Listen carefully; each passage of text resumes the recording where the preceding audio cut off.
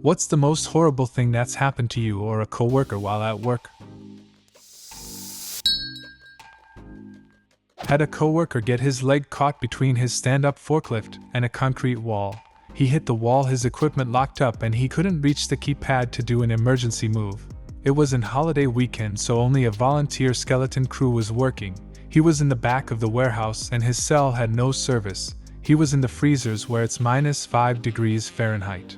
The other guys found him 3 hours later when he didn't show up for break time.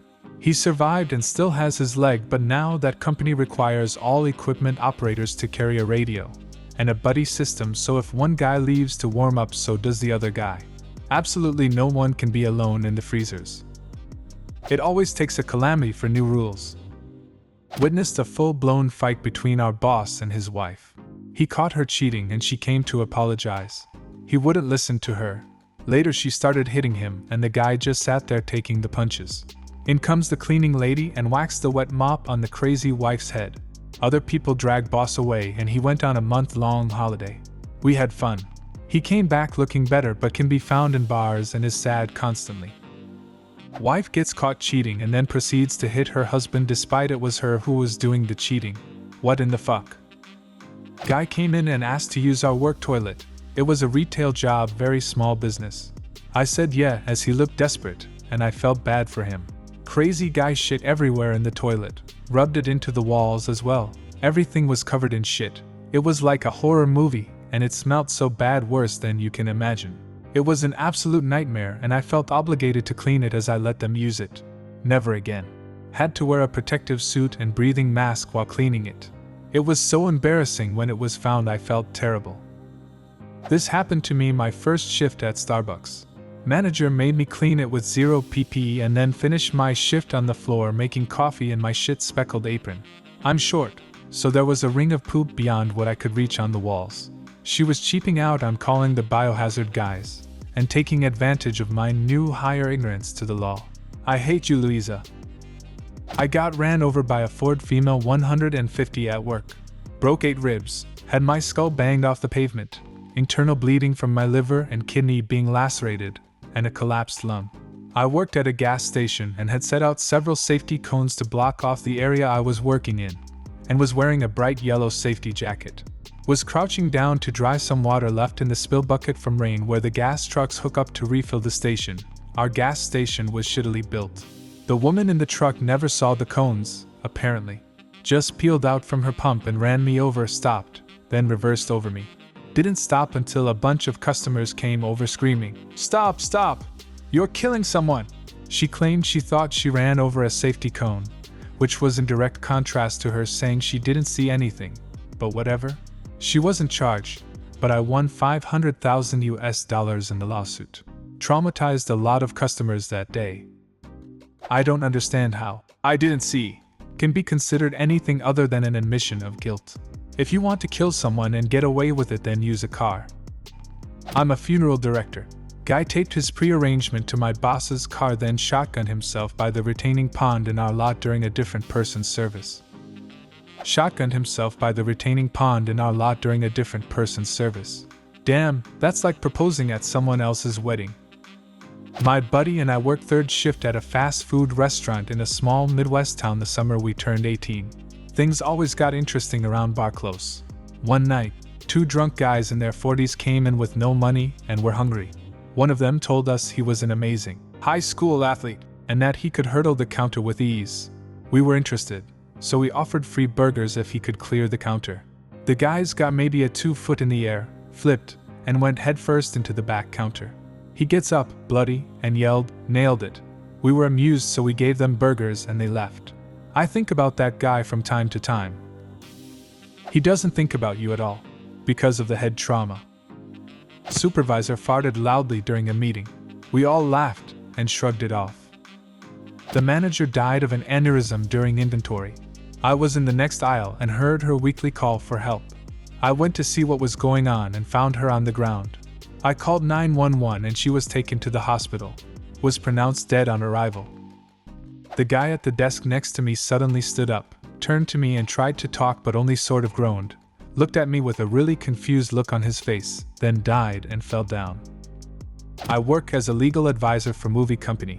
Occasionally I will go to a shooting location to see it's a safe workplace. One time I went to a shooting location and went to see if the bed was structurally sound. I barely sat on it before the whole thing collapsed. I bruised my knee badly and couldn't walk properly for a few weeks. I can only imagine what would have happened during the filming of the scene. I worked in a dirt lab for a civil engineering firm one year. We got news back a worker had died by entering a trench on a day it was raining real hard. It flooded, he drowned. It's a fairly common thing. One of the first safety things they ever really teach you in any construction-adjacent jobs. Really.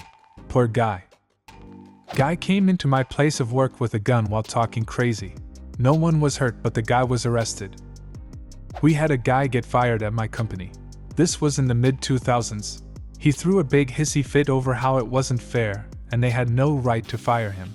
As he's walking out, he shoved one of the managers out of his way and told them to get ready because he was going to come back with a gun and show us why we shouldn't have fired him. Luckily, we didn't take that threat lightly. They closed the business, sent most of the employees home early, and called the police. The dude pulled into the parking lot a couple hours later.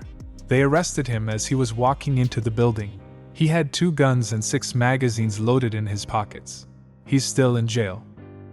Worked at a kid place. Someone shit on the slide and it trickled down. Me and the homie rock paper scissors to who cleans it. I won. And when we was cleaning it, he slid down the slide and all the shit got on his back, lol. Worked at a gas station. Crazy old couple used to come in. Woman wore jeans 3x her size, rolled up, and giant men's dress shoes. Just weird overall. Never said a word, but used to go around picking up spare change from anywhere they could find it on the floor. Literally grabbing it from under people's feet. This happened like 4-5x a month. Fast forward a year, they don't come in for a month or 2. Lady finally comes in on her own, walks right up to me at a register, and says the first word she's ever said to me. So my husband decided to die the other day.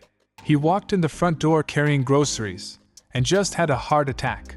But now with his life insurance, I won't need to come in here looking for change anymore. Proceeds to do an about face and walk out. Her face showed zero emotion the entire time. Like she was a robot. I still can picture her face 15 years later. I managed a small pizza shop with a single public bathroom. During the week, we had a regular customer who was mentally disabled and he would buy a soda, sit on our front bench and drink it, and then be on his way. This day after he left, he took about 5 steps out the door and then spun around and rushed back inside. He said one word, "Bathroom." I ushered him over towards the bathroom and let him do his business in there. Roughly 10 minutes later, he walks out of the bathroom and leaves the store. Now, I wouldn't normally follow up on a bathroom visit, but I just felt like I should make sure the bathroom was in order for the next customer in case something went wrong.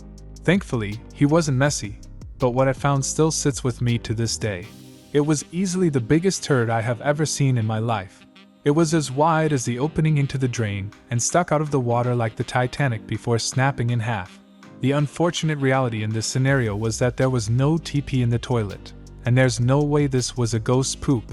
Also, there was no way I was going to just flush this behemoth down without flooding the bathroom. After analyzing the situation, I decided to take it upon myself to break up the turd to be able to clear the clog. I sacrificed a spacer used in our make line and went in there. After I got into position, I felt a sickness well up inside me and knew I was going to yak during it. I took turns stabbing at this beast blindly while throwing up into the trash can. After I got it broken down enough, it flushed away no problem. But what remained in the toilet was scratch marks like I carved my initials into the porcelain. Worst cleanup I ever had to deal with. Classic case of not having a poop knife on hand. God, this one still makes me laugh a decade later. Cable technician for Comcast. Get an install for internet in a semi-sketchy apartment complex. Drugs and prostitution. Knock on the door and a very non-passing crossdresser in full-on Marilyn Monroe get-up answers the door. 5 o'clock shadow. Really bad wig, etc. I don't care. They seem nice enough and whatever. The whole install they're following me around, kinda flirting, getting some, oh no vibes, but just keep on keeping on. Ask where their computer is and they walk me back to the bedroom. Oof.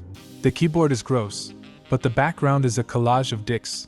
ALOL the dicks. Okay, time to wrap this up.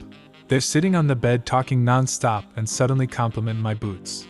My gross, beat to hell standard issue Red Wing climbing boots. Alarm bells start going off, but I thank them and comment on the quality of the brand. I didn't know what the hell to say. This turns into an odd request for me to model socks and allow them to photograph my bare feet as well in exchange for free socks. The narrative is that they're an aspiring shoe designer and need reference pics. I'm looking around the app and there's literally zero evidence of such, and I decline as kindly as I can, claiming my feet stink, to which they lit up like a Christmas tree saying, "Oh, that's no problem at all." Still, nope. I get wrapped up and set them to sign the world order, etc. Then inspiration strikes. I tell them I'd changed my mind and would be happy to do so, but have to go to another appointment, and would prefer to have clean feet, and will leave my work number for them to reach out later on the week. Y'all, I gave them my 70-year-old supervisor's number, and didn't say a word.